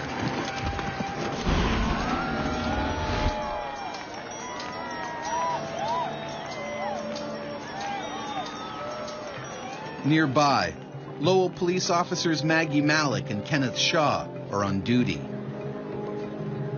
Basically, your job was to keep the patrons from not coming from the facility with any type of alcohol or anything like that. Gorgeous, hot, bright, sunny day. We had over 300 cars. We almost had to close the gates because we couldn't fit another car in. Maggie's main concern is that she doesn't have to watch any of the fight. I didn't want to see it because I don't agree with an animal to be antagonized and ridiculed, and I felt this was inhumane.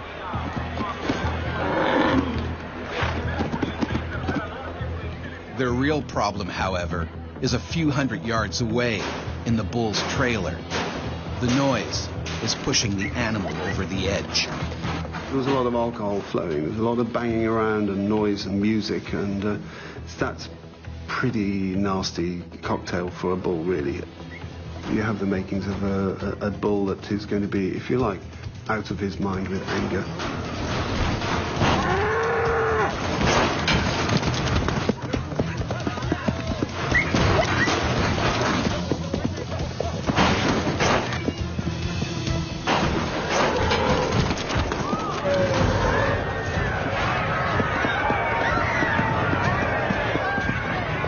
Suddenly, panic rips through the crowd milling around outside. All of a sudden, I see people start to run and start screaming. Kenneth races around the corner and comes face to face with a half-ton nightmare. Somehow, the angry bull is broken loose. Now, all of a sudden, I'm in a situation where I have to deal with that animal that's running rampant. There's no truth in the belief that red specifically is antagonistic to bulls. Movement is the biggest single factor which triggers a bull attack.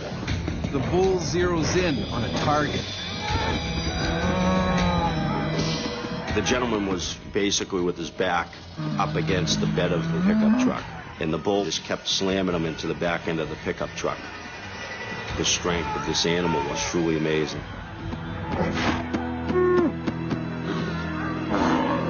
If Kenneth doesn't do something quick, the man will be crushed to a pulp. The diamond-like tip of the bull's horns can easily gore into soft tissues. I just started to basically make noises, waving my hands, trying to get its attention.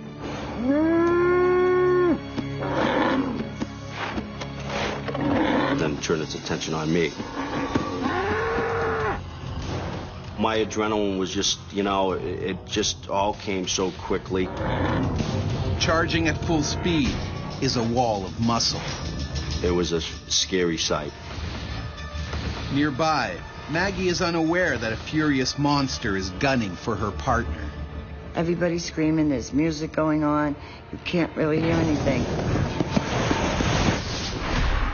It charged me, and I jumped on a vehicle that was close.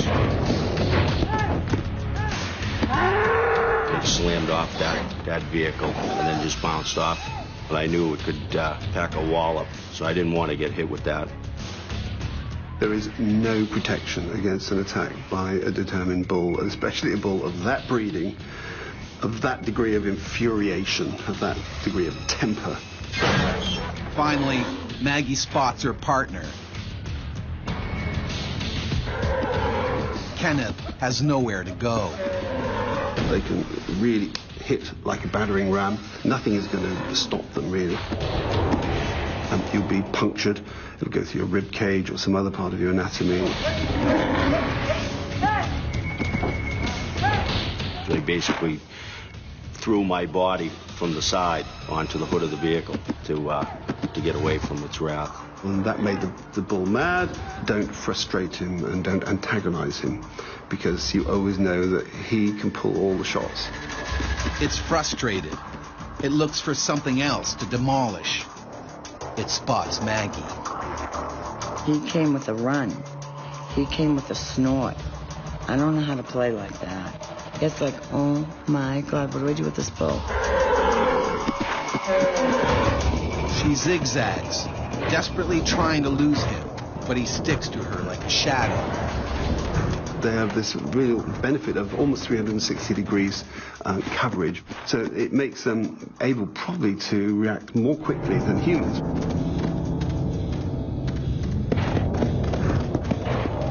So if you stand still, the likelihood is that you won't be attacked.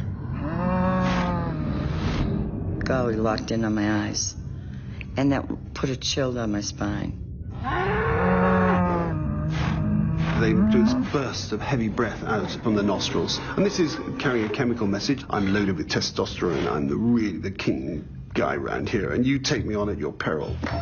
The bull loses interest in Maggie and rushes off the stadium grounds, still fuming. Trying to escape, he heads downtown. Oh my God! If the bull can't be stopped, hundreds of lives are now at risk.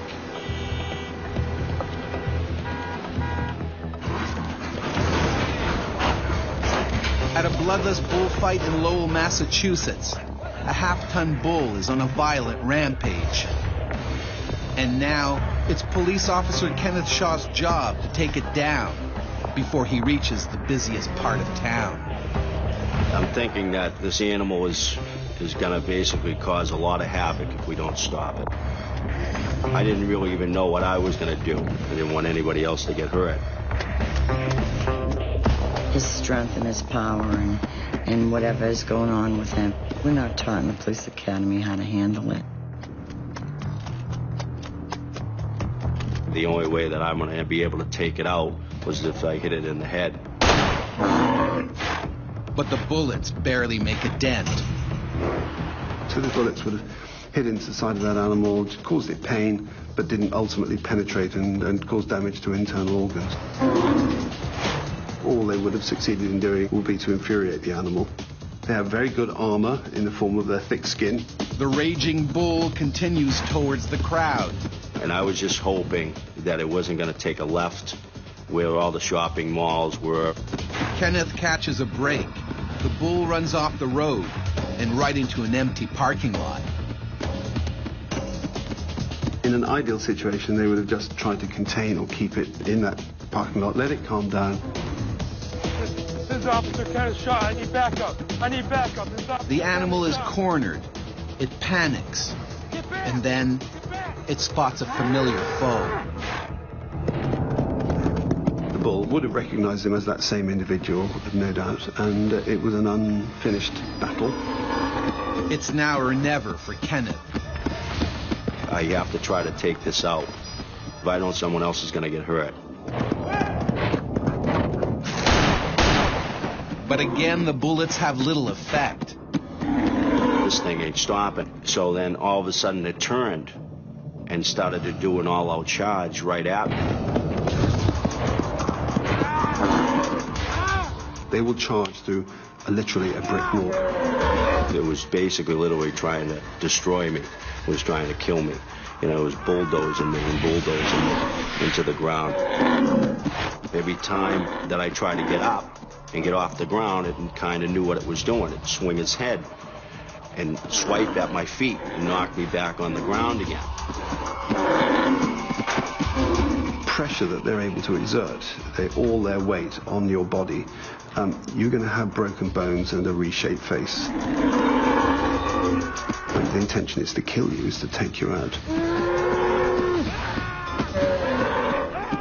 All of a sudden I felt the pain go up to my chest. It was on top of me, basically slamming me into the ground with its head, with the horn slamming me constantly at my leg area.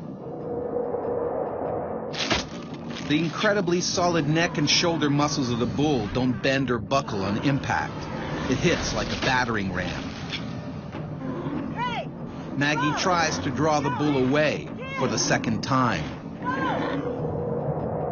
Seeing Kenny's shattered uniform, seeing the blood on his skin, I at that point was not sure if he had gorged him in a major organ, and that takes you only seconds to bleed out.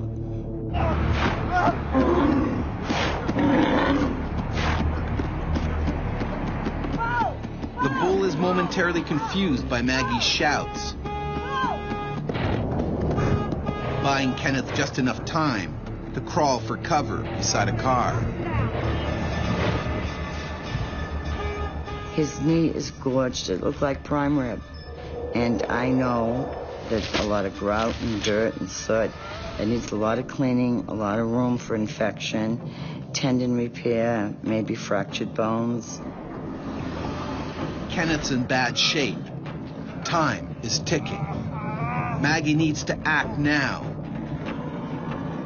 But the bull still wants a piece of Maggie and takes dead aim.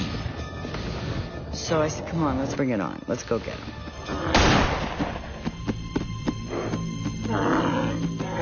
And I shot him right between the eyeballs and on the forehead. Which is actually the location that is used in slaughter, official slaughter of cattle. This time the shot stuns the half-ton bull. He staggers away to the other end of the lot. Meanwhile, it's not looking good for Kenneth. I looked down and I could see my bones running the back of my leg. You're gonna be fine. You're gonna be fine. The bull is finally put down when police backup arrives at the scene. Kenneth is rushed to the hospital and goes under the knife. Tore out a piece of my quadricep. And then I also received basically a laceration to one of my testicles. I could bend one knee, but I couldn't bend the other. 2 years later, he finally returns to the police force, a hero. I get the Medal of Valor for basically my actions that day. Despite the controversy, bloodless bullfights are still held in some states, including Texas and California.